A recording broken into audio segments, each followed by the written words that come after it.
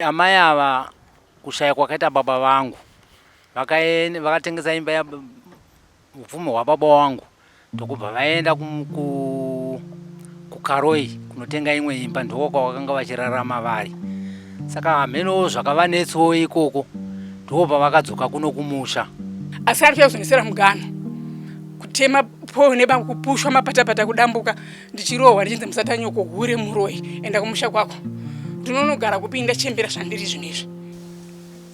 Isusu ininiwo ndichionawo zvangu inini zvisiri zvekunzvengowo zvangu ndichitaura chinonzi chokwadi. Mazira angu ndoziva ndichiti amai ava kuya wakavaita kuti vasogara nasekuru ava, manzwira andakaita ndiye kuti angaurawo sikero. Takangovatambirawo saamai nyambisirwa tisingazive kuti tazviisira honye mumusha.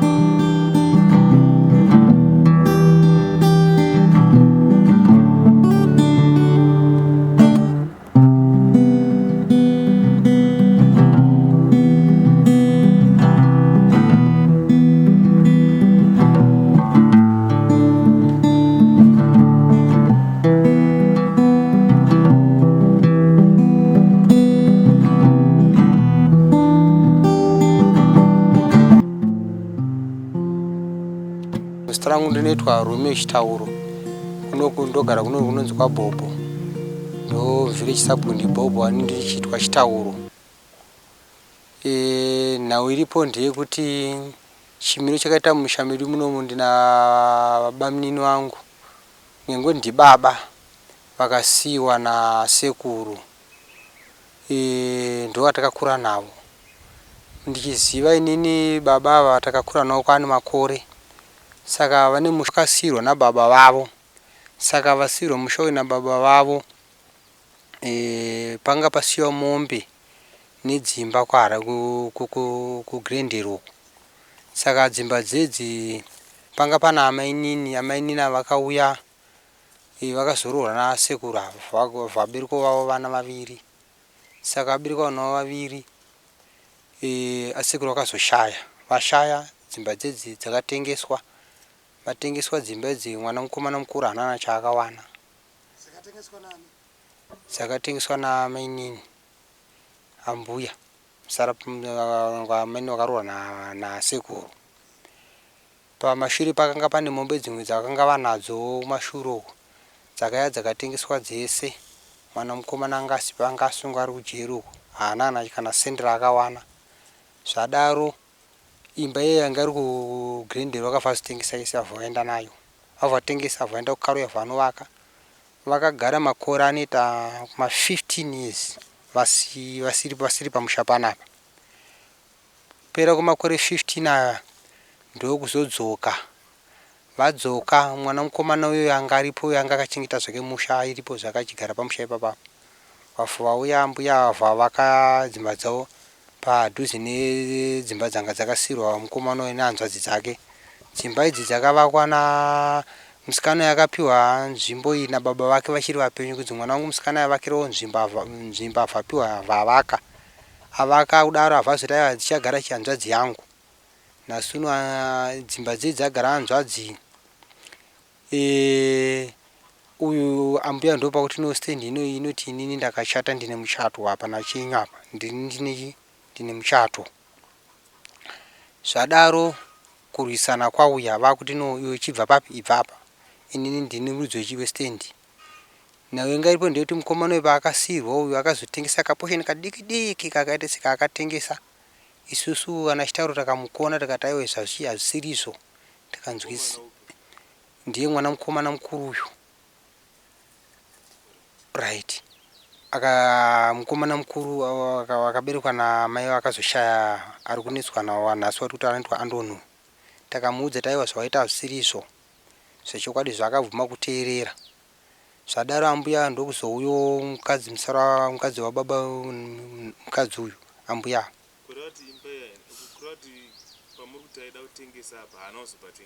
Pakatengeswa kaposheni kadiki diki ndinoona kuratidza kaposheni kacho karipo kari kuoneka kana imba imwe iri papapo iyo pane turavo pane kicheni niye rapo ndo kaposheni kakari katikutaura kakaita se kakatengeswa. Takaya takamukona tikamutaiwa akabvuma zvechokwadi. Zvadaro ambuya vanhu ndopakuti no musha uyu ndi wangu, iwe unofanira kubva pano.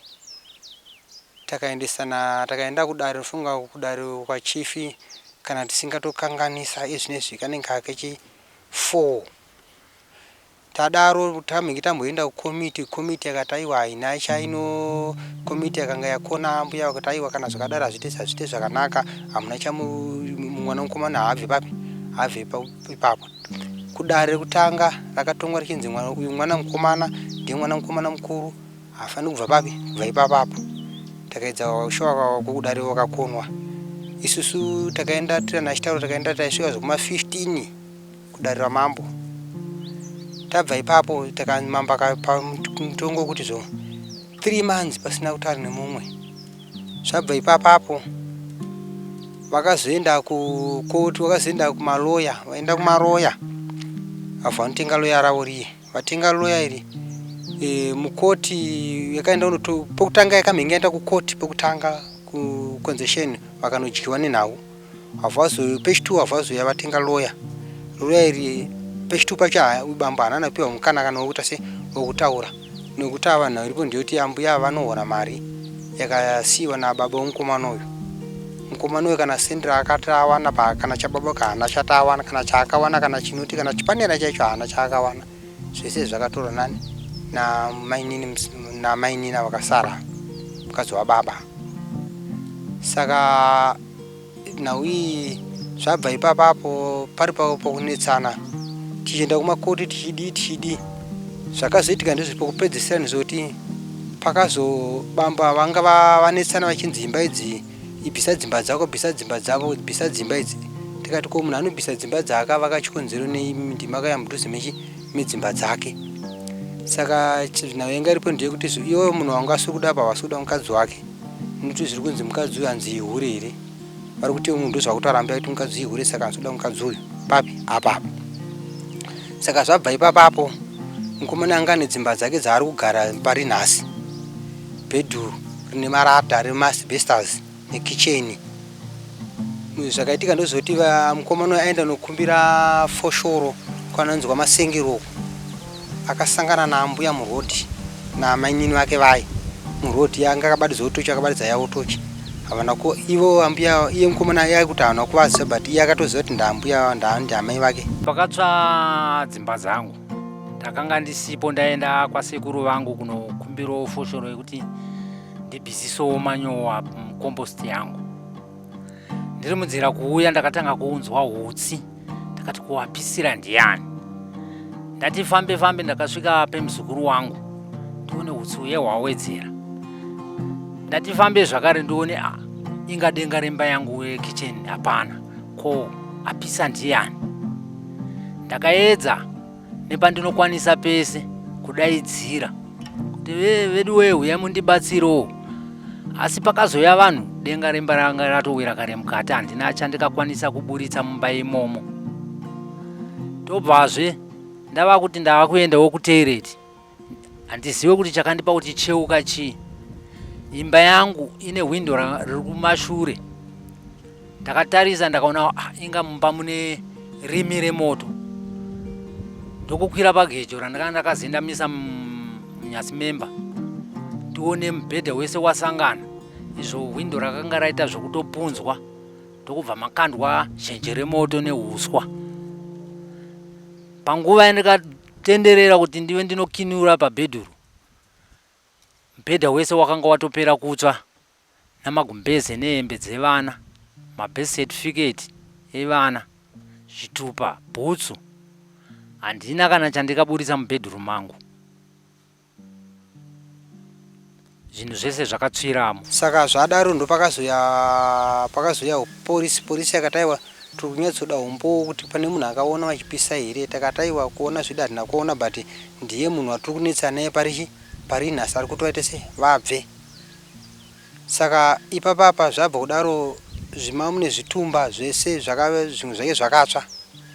Saka zvatsva sabhuku takasenda na sofa pari nhasi kana komiti asabhuku awira nayo haana vanowira naunji mukurarama umu.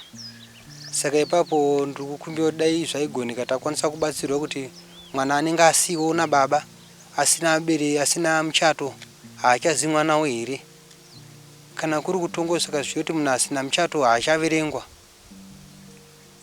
Isusu ininiwo ndichionawo zvangu inini zvisiri zvekunzvengowo zvangu ndichitaura chinonzi chokwadi.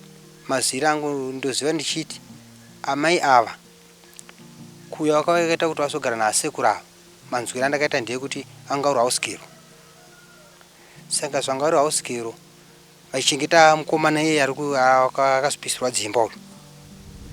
Saka apiraiti zvanga uri house girl vachisenzera sekuru ava nemukadzi mukomana namai vaandoni.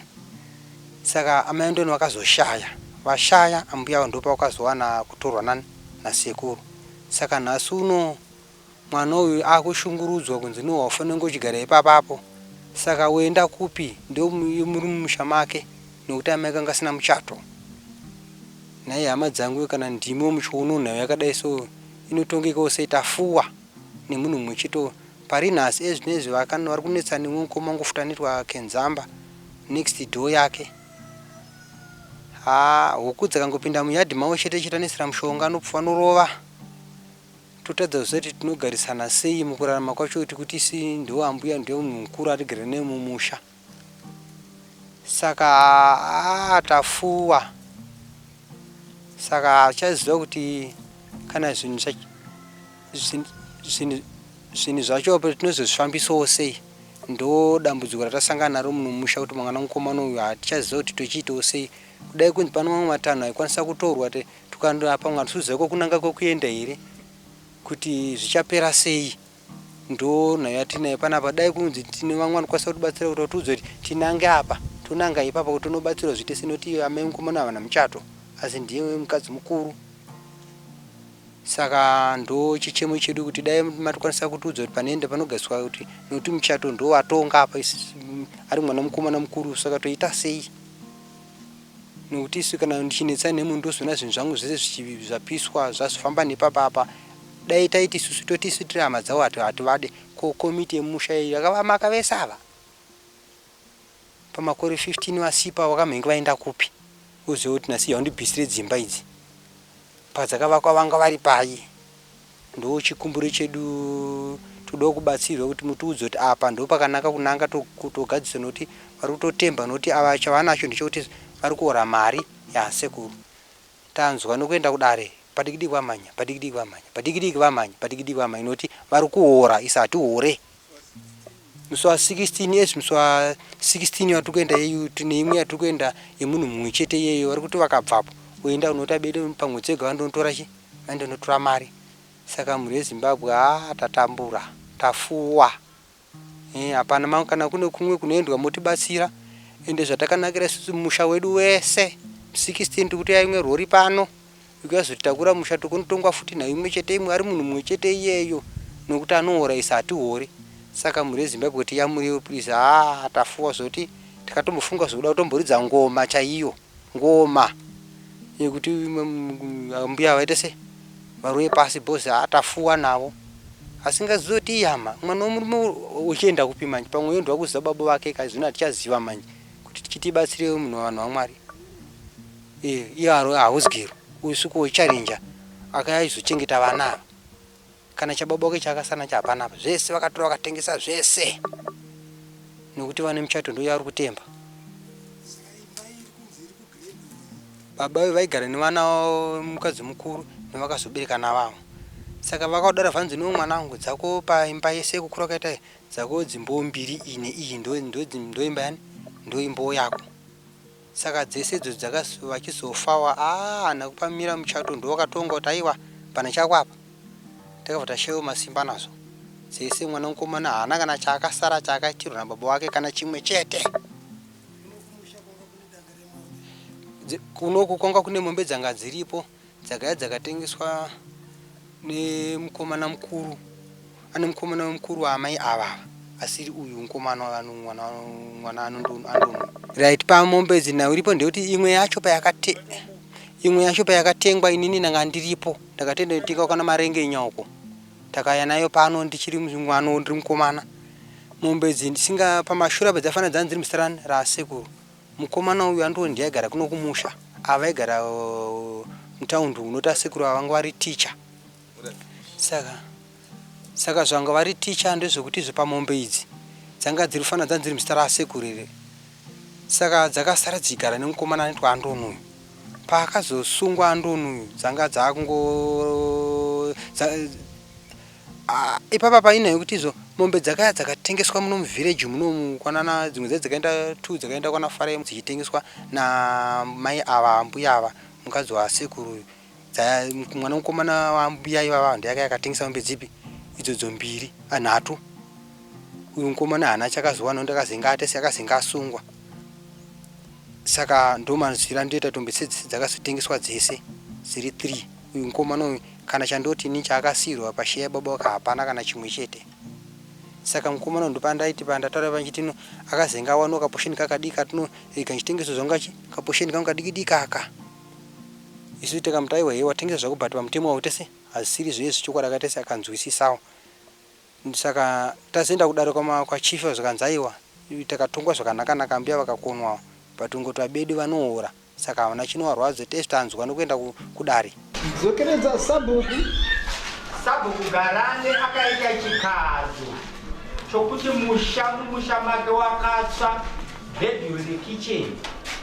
Pakutsva kwedzimba idzi pakatsva zvitumba kana kuti zvitumba.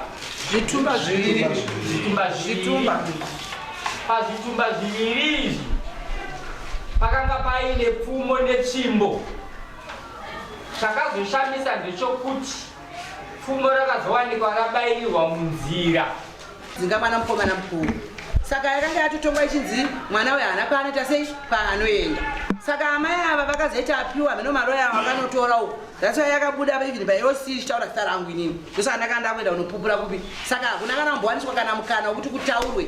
Kungosvika ngonzi 15 days. Hanzi 15 because pabepa ravo rawainaro rejudgment total 15. Echitete unenge watodestroya dzimba.